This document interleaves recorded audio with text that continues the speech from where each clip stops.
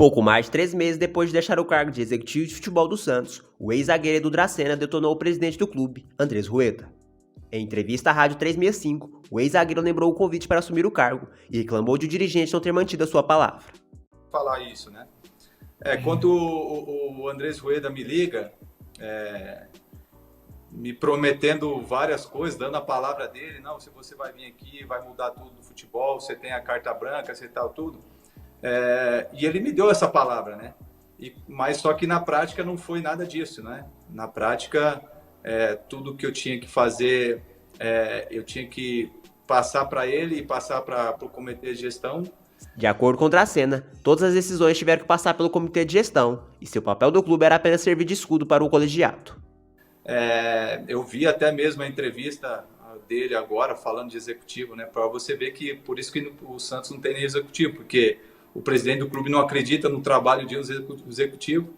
Então, mas eu acredito muito que pela maneira como o Santos hoje é gerido, pode trazer qualquer executivo que não vai dar certo, porque eles são executivo do clube, eles só querem uma pessoa ali para ficar de escudo, né? Para que eles possam tomar as decisões. E eu vejo assim, Oliveira, um presidente tem que ser um líder. E eu vejo no Rueda nem um líder, nem um pouco que ele é líder. Sabe por quê? Porque ele não chama a responsabilidade. Na hora que o bicho pega, é o conselho de gestão. É aquela coisa que fica sempre por trás e nunca chama a responsabilidade. Então, por isso que a gente teve várias divergências ali dentro do clube. E é claro que eu queria ter saído do clube de uma forma diferente, de uma classificação, né? Como tinha planejado, mas acabou não isso acontecendo. E, cara, a vida que segue, que o Santos, eu tenho um orgulho e uma honra e um carinho muito grande pelo Santos Futebol Clube. Não pela administração e não pelas pessoas que estão ali hoje. E eu vejo o seguinte, Oliveira, que ele é mal assessorado. As pessoas que estão ao lado dele, primeiro, não sabem nada de futebol. Você, por mais que você às vezes não jogue futebol, mas você tem que saber estudar, ver, analisar, entendeu? E não só ficar ali opinando. Então, essa é a minha opinião sobre o Rueda. Diante do cenário, Edu Dracena acredita que o Santos teria sido rebaixado para a Série B se ele não tivesse sido contratado. Ele chegou ao clube no dia 27 de outubro de 2021, antes do jogo contra o Fluminense. O Santos estava na 17ª colocação na classificação, com 29 pontos. O Peixe terminou o campeonato na 10ª colocação, com 50 pontos. Porque quando eu chego, aquela circunstância já na zona de rebaixamento, faltando 11 jogos para acabar, né? E o clube naquela situação, com toda a humildade, sabe, Oliveira? E com todo o respeito, se eu não chego, o Santos teria caído sim. Porque, não que porque eu joguei, eu não entrava mais no campo, mas quando eu chego lá e os jogadores me veem como um porta-voz, um cara que sai de um clube como o Palmeiras, saindo de uma final de Libertadores, abandonando tudo para vir ao Santos, eles se sentiram respaldados e confiantes. Pô, se ele acredita na gente, por que nós não podemos acreditar? Então foi aquela virada de chave, coisa que, não sei, se viesse outro poderia acontecer, não sei, mas eu fui. E eu não me arrependo de ter ido ao Santos, de ter retornado ao clube onde que eu tenho um carinho muito grande. Mas, pelas pessoas que estão lá hoje administrando o clube, se você fala para mim, Edu, você faria isso? Não faria por essas pessoas, não pelo Santos Futebol Clube. Santos e W Torre avançaram na negociação para a construção da nova Vila Belmiro. Na última quinta-feira, as partes tiveram uma reunião considerada muito proveitosa pela diretoria do Peixe. No encontro, a construtora apresentou adequações ao projeto inicial, retirando alguns pontos e acrescentando outros por conta de aumentos do preço dos materiais. O clube gostou das mudanças e ficou de marcar uma nova reunião com a W Torre em breve para que o projeto final seja definido. A partir daí, o presidente Andrés Rueda quer levar adiante o assunto. Assim que o projeto final da nova Vila Belmiro for entregue, Rueda levará o caso ao Conselho Deliberativo. Se aprovado nessa instância, o passo seguinte é uma assembleia com associados. Na reunião da última quinta-feira, além do presidente Andrés Rueda e representantes da W Torre, estiveram presentes membros do comitê de gestão e de uma comissão formada exclusivamente para discutir os detalhes da nova arena. Rueda gostou tanto do papo com a construtora que pretende acelerar o máximo possível os próximos encontros para que o projeto seja levado à votação. Segundo o presidente santista, apesar das adequações feitas, o estádio não terá mudanças em relação à sua capacidade. Abre aspas, a capacidade continua com 30 mil. Essa é uma premissa nossa, porque será um sacrifício para o Santos ficar praticamente 2 anos com a logística de jogos fora complicada. Disse Rueda, que pretende, em parceria com a construtora, divulgar um comunicado para detalhar quais mudanças serão feitas. Por fim, o presidente do Peixe demonstrou otimismo quanto aos desdobramentos do projeto. Abre aspas, foi um ponto positivo. É um processo demorado. Se pensarmos bem, está atrasado há mais de 30 anos. Mas dentro do possível, está indo muito bem. O Lance Diário do Peixe apurou que a reunião entre a W Torre e a Prefeitura de Santos foi considerada muito positiva por ambas as partes envolvidas, e o resultado final foi de muito otimismo para viabilizar a construção. Os técnicos da Prefeitura e da W Torre foram os principais envolvidos na conversa.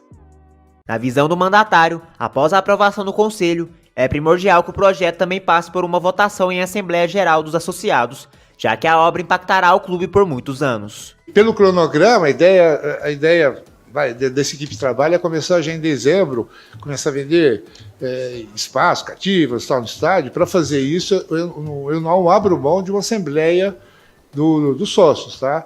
Quer dizer, isso aí é uma mudança que vai comprometer o clube por 30 anos, 20 anos, sei lá quanto tempo. Então, ela tem que ser referendada pelo que os sócios querem. Sobre a nova Vila Belmiro, inicialmente orçada em 250 milhões de reais, o projeto precisou passar por readequações e teve o custo ajustado para 400 milhões de reais. Andrés Rueda já havia explicado que a medida foi necessária devido ao aumento dos preços dos materiais para as obras e as taxas de juros. A W Torre, com a pandemia, com o aumento do cimento, do aço, aquela primeira proposta colocada há 1 ano e meio atrás não fechava as contas, tá? Não se achava investidor disposto a colocar dinheiro no projeto com as taxas de juros e tudo mais que veio em função desses aumentos. Então, o que a W Torres fez nesse período? Ela detalhou o projeto. Tá? Era um projeto com orçamento. Quando a gente fala em orçamento, são valores aproximados. Então, ela levou um tempo para realmente chegar no valor real do projeto. A capacidade do estádio será de 30 mil lugares. Além disso, há uma previsão de 500 vagas de estacionamento. Para realizar a captação inicial de recursos junto a investidores, a W Torre irá utilizar a comercialização de cadeiras premium e camarotes. A empreiteira também será responsável pela gestão do estádio pelo período de 30 anos.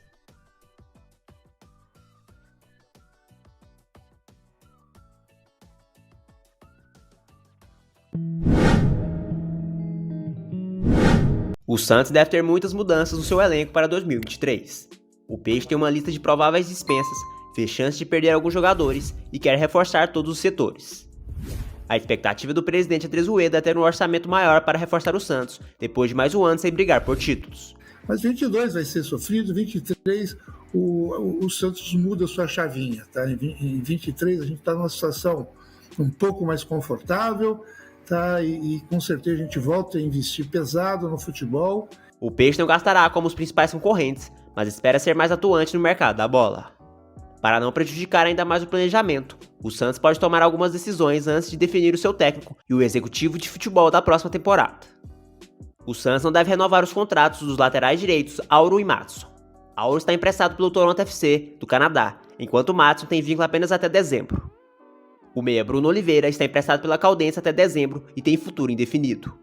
Como ele pouco atuou nessa temporada, a tendência é o Peixe dispensá-lo. 2 garotos criados na base do Santos não empolgam nos treinamentos e podem ser emprestados: o volante Vinícius Balieiro e o atacante Thailson. Eles têm dificuldades até para preencher vaga no banco de reservas. Os equatorianos Brian Angulo e Johan Júlio também não agradam. Os atacantes têm contrato até junho e o Santos busca interessados para a dupla. Júlio pode ser devolvido para a LDU, enquanto Angulo é o mais difícil de ser negociado por causa dos salários de R$500 mil mensais. O meia Luan está emprestado pelo Corinthians até o fim do Campeonato Brasileiro e a permanência em 2023 é incerta. O jogador ainda não se firmou no Santos e vê a temporada perto do fim. O Santos tem a necessidade de vender pelo menos um jogador para equilibrar suas contas.